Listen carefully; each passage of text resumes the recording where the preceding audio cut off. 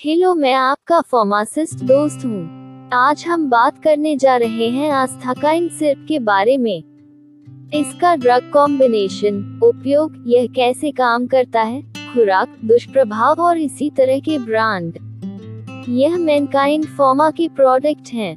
आस्थाकाइन syrup का उपयोग बलगम वाली खांसी में किया जाता है। यह शुगर फ्री है, इसलिए कोई भी डायबिटिक पेशेंट इसका सेवन कर सकता है। यह 60 मिली और 100 मिली के पैक में उपलब्ध है। आस्थाकाइन के ड्रग कॉम्बिनेशन कौन से हैं? इसमें टर्बुटालाइन 1.25 मिलीग्राम, ब्रोमोहेक्सिन 2 मिलीग्राम और गुइफेनेसिन 50 मिलीग्राम है। प्रत्येक दवा की भूमिका। 1. टर्बुटालाइन अस्थमा के कारण होने वाली घरघराहट, सांस की तकलीफ और सीने में जकड़न को रोकने और उसका इलाज करने में मदद करता है। यह पुरानी ब्रोंकाइटिस में भी मदद करता है। ब्रोंकियोलिटिस और फेफड़ों से संक्रमण और सूजन को दूर करने में मदद करता है। 2. ब्रोमोहेक्सिन एक म्यूकोलाइटिक है। इसका उपयोग छाती की खांसी से जुड़े अत्यधिक या मोटे कफ को तोड़ने के लिए किया जाता है। 3.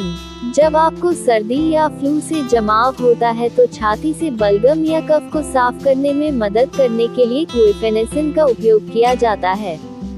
इन शॉर्ट, टर्बुटालाइन ब्रोंकियल नलियों और फेफड़ों में संक्रमण और सूजन में मदद करता है।